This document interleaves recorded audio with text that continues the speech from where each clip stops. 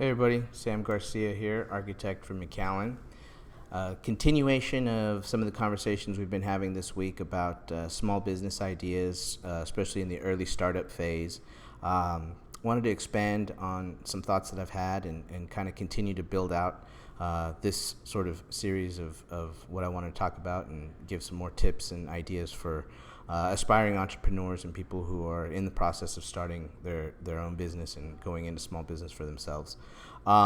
Today, what I want to talk about is our two interrelated topics, which are building out your business from the beginning and how that relates to learning to delegate. So where this begins, if we start at the beginning of a small business, a startup, more often than not, like I said, at least my experience was I started my company by myself, so it was a one-man operation. And naturally, when you start the company, when you're in business for yourself and it's just a one-man show, you are going to wear every single hat in the business, all the way from the administrative, handling contracts, handling purchasing, doing the production work, doing the clerical work, doing the errands, doing the janitorial. Everything that you have to do falls on you because you're the only person in the company. So that's where you start. And there's that's sort of natural and normal, and there's nothing wrong with that. But one of the things that I think is important, something that helped me out a lot, was to build out the business from the beginning. And by what I mean by that is this idea of sort of envisioning what your business is going to look like as a finished product, right? And it essentially is to establish and build out your organizational chart, the hierarchy of what it is, what all the roles are, and actually doing it graphically on paper or on your computer and laying out, what the administrative function of your business is, and then all the different departments, if you will, if that's appropriate, and then all the sort of people that report to different department heads, whatever your business is going to look like. In my case, there as an architecture firm, there's typically, the way architecture firms are set up, there's sort of a principal in charge, and then there are kind of like project managers who are in charge of a handful of projects, and then under them are production support staff, and that whole organization is sort of supported by some sort of admin, clerical type function, which sort of works directly with the principal, but also is a function of the supporting the various project managers. So it's sort of like different teams supported by support staff and so forth. And there's a few benefits of doing that. Number one, it's going back to sort of the life mapping and some of the other things that we talked about, is sort of this idea of seeing the end product and seeing the finish line before you start. So by filling out your org chart and designing your business from the get-go, it's creating a sort of vision and a goal to reach and something to aspire to. And it gives you an idea of, knowing where you're going, knowing what you want to get to, and having that roadmap in place and having that sort of target to aim for is a lot more. It makes it so to where you are more likely to reach your goals if you actually have a goal to begin with. That's common sense, right? And so what that also allows you to do is, like I said, from the get-go, in the initial days, you're wearing every single hat. But as you fill out your org chart, one of the things that's important to do is, for every role in your company, as you think it through and as you design out your business, you should be attaching job descriptions to every role in the business. It doesn't have to be super in-depth detailed, but at least a few bullet points, a few key ideas of what each person in the business, each role should fulfill. Now, once you have that in place, and like I said at the beginning, you're doing every single role, as you begin to grow, as you begin to gain revenue, gain projects, gain momentum, and it comes time to start bringing people on, you could imagine that when you do your first hire, you're actually trying to hire strategically to fill out the roles in your organizational chart. So if there's, say, 20 different roles, and day one you're doing all 20 roles, your first hire might be somebody that initially that you hire, and they're going to take on 5 of those roles, and then your role reduces by 5, and now you're doing 15 of the roles, and the person that you hire is doing 5 of them. And so you should be thinking about how you build out your business in terms of every time you bring somebody on, they should be brought on to fill a specific role or set of roles.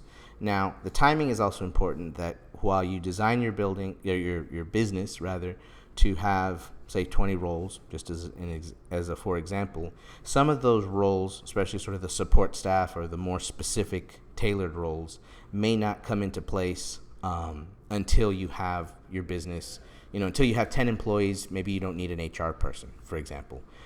You can do that kind of in-house.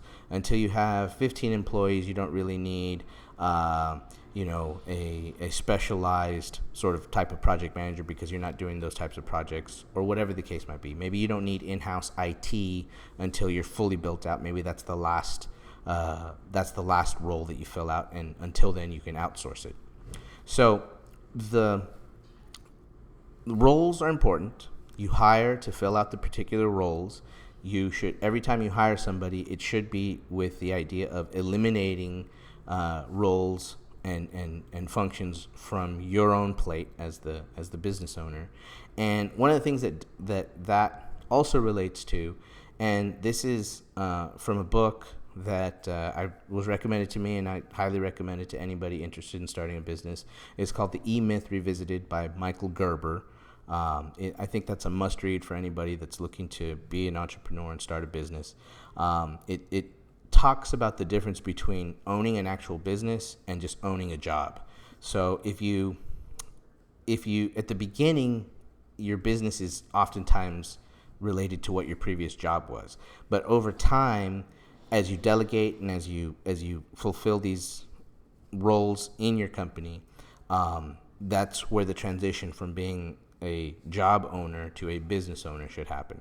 So the art of delegation is something that, especially because oftentimes our business is it's our baby. It's something that we have a lot of personal stock in, and something as the founder of a business, you take it very personally, which we talked about yesterday. You have to separate the two, but nevertheless, it's not always as easy. So sometimes, especially early on, it's easier or more convenient, shall we say, for you as the business owner to do things rather than delegate, or rather than train and teach people how to do it. And that's one of those things where in the short term, in a specific situation, it can be beneficial, but in the long term, that's really detrimental to your business. So you never want to be in a position to where you're wearing all the hats and doing everything yourself, and sort of telling people, no, let me do it. I know how to do it. I don't want to give this up because I do it better than anybody else. That's just a recipe for burnout and long-term disaster. And I partially learned that the hard way back in 2019, when my wife and I were expecting our first kid. My son was born, and I thought to myself, okay, well, I'll take a week and a half, maybe 2 weeks off, and then I'll come back to work, and everything will continue the same. And at that point, I hadn't been very good about delegating work. I was still doing a lot of the work myself, and I just hadn't been good at it. And it bit us in the butt. There was a lot of things that we sort of dropped the ball on. It was a rough little patch there, because I underestimated what it was going to be like, especially as a first-time parent, with the sleep schedule and with all the sort of sheer exhaustion that comes with being a first-time parent. So, that was a growing pain. But, sometime later, when we were expecting our second child, I kind of had that experience in mind, and I said, well, we don't want to go through that again. We don't want the business to suffer, and we don't want, just my life to suffer. So well ahead of the second child being born, I prepped my team. I said, look, I'm going to be expecting our second kid. We know what happened last time. It kind of got crazy. Things were a bit of a mess, and we cannot go through that again. So let's just expect that after the baby's born, don't count on me for at least 2 months. No decisions.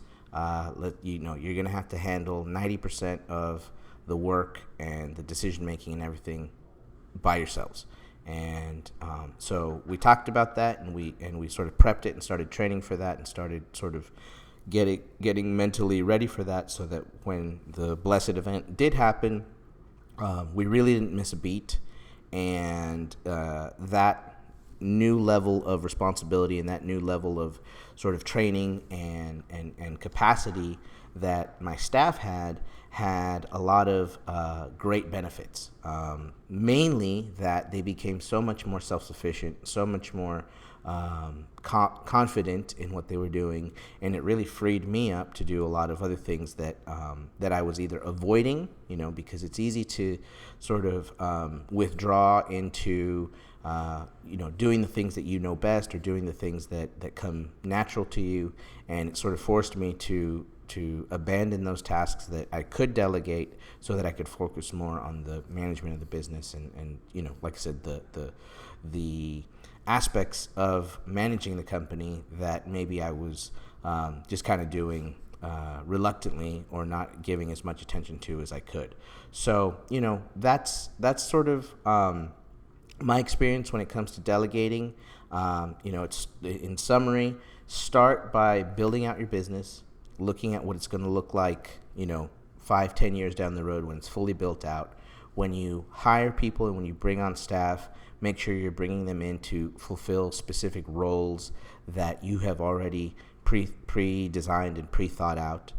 And then learn to turn those roles over, learn to delegate, and it's going to free you up as the business owner to do the things that only you, the business owner, can do.